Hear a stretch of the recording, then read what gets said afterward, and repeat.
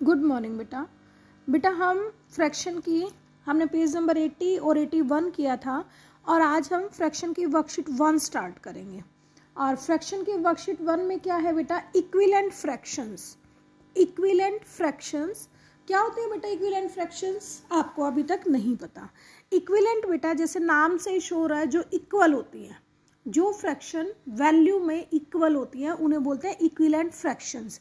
यानी कि fractions which express the same part of whole but different names are called equivalent fraction। अगर मैं आपको ये चीज़ बता देती हूँ तो आपको कुछ भी क्लियर नहीं होता बेटा। तो मैं आपको कहती हूँ बेटा, पहले तो नेम से ही लर्न करो। इक्विवेलेंट फ्रैक्शंस कौन सी होती हैं? जो इक्वल होती हैं, जिनकी वैल्यू इक्वल होती है। ठीक है बेटा, वैल्यू सेम होती है, वो इक्विवेलेंट फ्रैक्शंस होती हैं। Fractions which have the same value are called equivalent fractions. ठीक है, अब आपको क्लियर ही नहीं होता कि कैसे हम बोलते हैं कि इक्विवेलेंट फ्रैक्शन है या नहीं है। जैसे देखो, मैंने आपको कुछ फ्रैक्शंस लिख के दी, जैसे 2/4 और 16/32। मैंने आपको फ्रैक्शंस लिख के दी बेटा। तो और मैं कहती हूँ बेटा these fractions are equivalent fraction. आप कहोगे नो मैम ये इक्विवेलेंट कैसे हैं? कहते हो ना आप इस तरह से, नो मैम ये फ्रैक्शंस इक्विवेलेंट कैसे हैं? ठीक है, तो आप क्या कहोगे बेटा? देखो कि मैम कहती है नहीं बेटा ये तो इक्वल है। आप कहोगे नहीं मैम ये तो कहीं से भी इक्वल नहीं है। तो देखो मैम अब आपको क्लियर करेगी कि फ्रैक्शंस इक्विवेलेंट कैसे हैं। ठीक है, तो हम पहले छोटा सा एग्जांपल लेते हैं बेटा।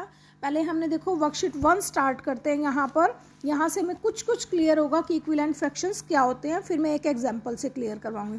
देखो आपको 3 सर्कल्स दिए हुए हैं और सेम साइज के सर्कल दिए हुए हैं और इनमें अलग अलग फ्रैक्शन लिख दी, 1/2, 2/4 और 4/8। तो हम क्या करते हैं, 1/2, इसके नीचे वाला पार्ट 2 है, डिनोमिनेटर 2 है, तो यानी कि हम क्या करते हैं, इस सर्कल के 2 पार्ट्स कर देते हैं। कर दिया हमने सेंटर से 2 पार्ट्स।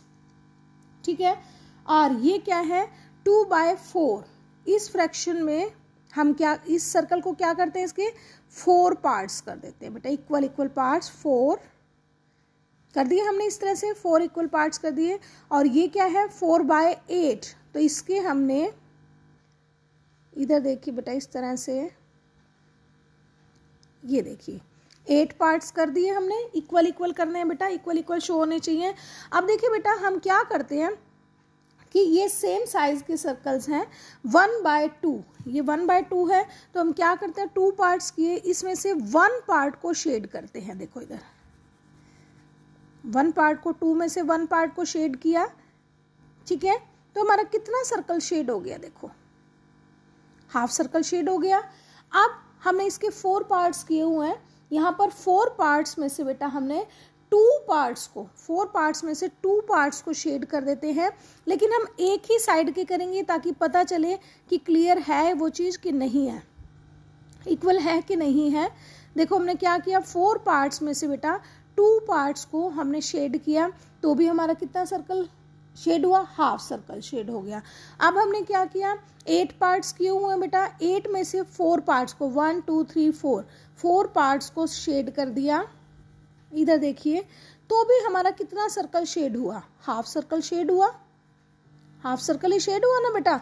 तो यानी कि देखो जब हमारे पास एक फ्रैक्शन थी 1/2 और दूसरी फ्रैक्शन थी 2/4 और तीसरी फ्रैक्शन थी 4/8 और ये सारी की सारी इक्वल है बेटा, दिखाई दे रही है इक्वल है कि आपका जब आपने इसे शेड किया तो सभी हाफ सर्कल में कन्वर्ट हुई।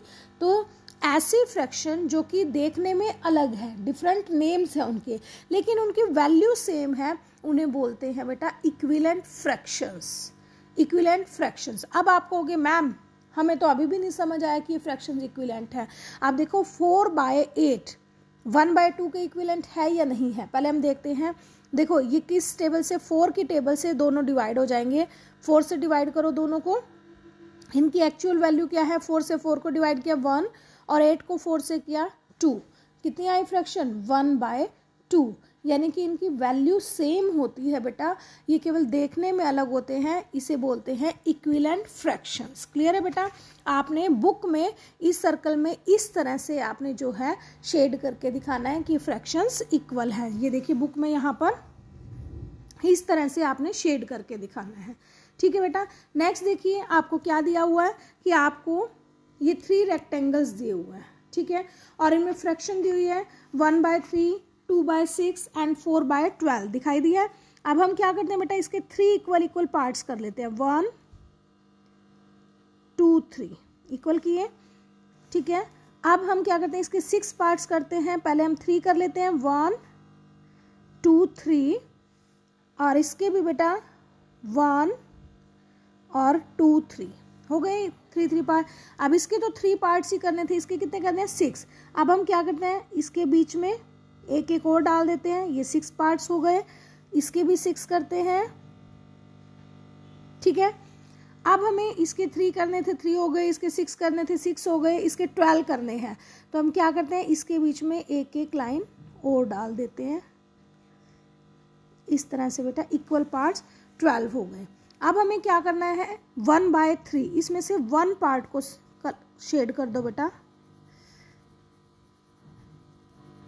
कर दिया। इधर से 2 पार्ट्स को शेड कर दो। ठीक है, और इधर से 4 पार्ट्स को शेड कर दो। कर दिया? दिखाई दिया बेटा आपको? कर दिया। और जब हमने चेक किया तो देखो हमने इक्वल पार्ट हमारा शेड हुआ है। इक्वल पार्ट यानी कि 1/3 किसके इक्वल है, 2/6 के इक्वल है, और 2/6 किसके इक्वल है, 4/12 के इक्वल है। इक्वल है, दिखाई दे रहा है बेटा आपको? बस यही चीज आपको प्रेजेंट करनी थी कि these fractions are equivalent fractions. ठीक है बेटा? तो ऐसे आपने वर्कशीट 1 करनी है। अभी मैं आपको एक वीडियो और भेज देती हूँ बेटा, उसमें आपको इक्विवेलेंट फ्रैक्शन क्लियरली बताऊंगी कि इक्विवेलेंट फ्रैक्शंस क्या है और कैसे हैं, चपाती के एग्जाम्पल से। ठीक है बेटा? ओके बेटा।